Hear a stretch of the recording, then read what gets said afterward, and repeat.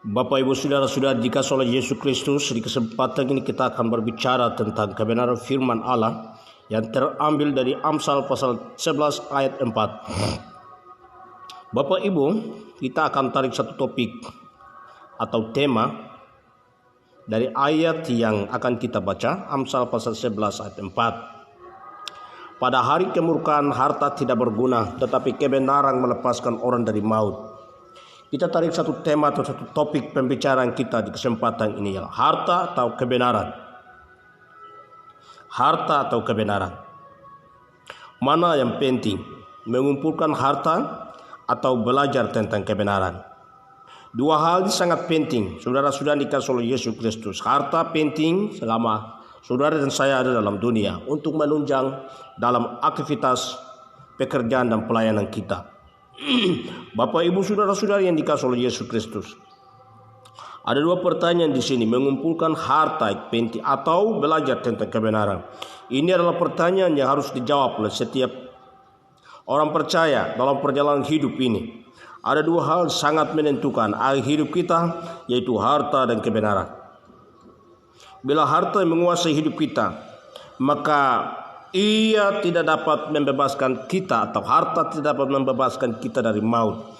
Tetapi bila kebenaran yang menguasai hidup kita, maka kita akan memperoleh keselamatan atau pembebasan.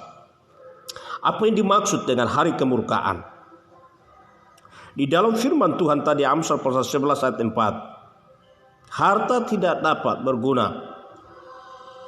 Ia tidak dapat membebaskan kita. Hari kemurkaan. Apa yang dimaksud dengan hari kemurkaan? Di sini kita akan melihat hari kemurkaan itu ada dua. Yang pertama adalah hari Tuhan. Hari Tuhan itu datang seperti pencuri, di mana orang tidak menduga maut menjemputnya. Maut akan datang menjemput setiap orang dengan perbuatannya masing-masing. Hari Tuhan itu adalah hari di mana akhir dari kesabaran Allah, di mana hari itu adalah hari terakhir dari batas kesempatan hidup yang Allah berikan kepada setiap individu, setiap insan manusia dalam dunia ini, termasuk semua alam semesta. Lukas pasal 21 ayat 34 pergi 36, 1 Tesalonika pasal 5 ayat 1 pergi 3. Hari Tuhan adalah pedis. Hari Tuhan itu adalah hari yang sangat menakutkan. Hari di mana setiap manusia, hari di mana alam semesta, hari di mana keberlangsungan hidup ini, ente itu manusia maupun makhluk hidup, tatanan dunia yang Tuhan bentuk, alam semesta planet bumi ini akan berakhir pada hari itu. Dan setiap orang akan menghadap hari itu. Tidak ada terkecuali. Untuk itulah kita diajak, diperintahkan bagaimana supaya jangan kita mencintai harta lebih daripada kebenaran. Kebenaran itu akan menyelamatkan, tapi harta akan menipu kita saat hari kemurkaan itu tiba. Bapak Ibu saudara-saudara yang dikasihi oleh Yesus Kristus, hari kemurkaan yang dimaksud di sini adalah yang pertama hari Tuhan. Hari Tuhan itu seperti pencuri, ia akan datang mengagetkan kita. Untuk itulah saudara saya mempersiapkan diri baik untuk melakukan yang terbaik, yang berkenan di hadapan Tuhan, supaya Anda dan saya ada pertanggungjawaban yang positif di hadapan Tuhan, dan Anda dan saya bisa diizinkan Tuhan untuk masuk dalam dunia yang Tuhan sedang siapkan bagi saudara dan saya. Bapak Ibu, yang kedua, apa yang dimaksud dengan hari kemurkaan? Adalah hari di mana takhta pengadilan Allah dinyatakan. Yang dimaksud hari kemurkaan yang kedua adalah hari di mana takhta pengadilan Kristus akan dinyatakan. Setiap orang akan mengadili perbuatan masing-masing di takhta pengadilan Kristus. Tidak ada yang terkecuali. Tidak ada yang membeda-bedakan. Kau kaya, kau muda, kau miskin dan lain sebagainya. Tidak ada di sana. Setiap orang perbuatan masing-masing akan menghampiri, akan mengadili di takhta pengadilan Kristus. Saudara-saudara dikasihi oleh Yesus Kristus, pada hari kemurkaan harta tidak berguna. Pada hari itu harta tidak akan berguna. Ayat yang dimaksud, pada saat maut menjemput kehidupan seseorang, harta tidak dapat menyelamatkan saudara dan saya. Amin. Harta tidak dapat menyelamatkan saudara dan saya. Hari ini saudara memeluk harta sekuat, jadikan harta sebagai Tuhan dalam hidupmu, pengendali dalam hidupmu. Tetapi pada hari pengadilan Kristus, saudara, harta itu akan membawa Anda ke pengadilan itu dan Anda harus bertanggung jawab, mempertanggungjawabkan perbuatan Anda di hadirat Tuhan. Harta akan menipu saudara dan saya ketika Anda dan saya diperhadapkan Tuhan di takhta pengadilan Kristus. Pada saat maut menjemput kehidupan seseorang, harta tidak dapat menyelamatkan jiwanya. Lukas pasal 12, contoh saudara ingat, Lukas pasal 12 ayat 18-20, orang kaya yang bodoh. Dia berkata dalam hatinya, saya akan mengumpulkan harta yang bertimbun-timbun. Saya akan membangunnya lumbung-lumbung yang besar, supaya saya menaruh kekayaan lebih banyak, timbung-timbung, supaya jiwaku tenang dalam harta itu. Dia akan berkata bahwa kekayaanku cukup, hidupku akan terjamin. Karena kekayaan, dia merasa bahwa aku cukup, aku puas. Ada surgaku ada di dalam kekayaan. Tetapi ada firman Tuhan datang kepadanya. Hai orang kaya, seandainya malam ini juga nyawamu dicabut, apa gunanya harta yang Anda sedang taruh? Apa gunanya kekayaan yang Anda sedang simpan? Untuk siapa nanti, kata firman Tuhan. Saudara-saudari yang dikasihi oleh Yesus Kristus, ini menjadi pelajaran bagi saudara dan saya. Ini menjadi pelajaran bagi pejabat-pejabat negara. Ini menjadi pelajaran bagi pembesar-pembesar negara. Anda sedang bertimbun-timbun, Anda sedang menyimpan kekayaan full di kamar setiap sendi, dan Anda menyimpan kekayaan, uang itu di bank bertimbun-timbun, tetapi Anda simpan untuk siapa? Kalau seandainya sekalian, kalau nyawamu dicabut.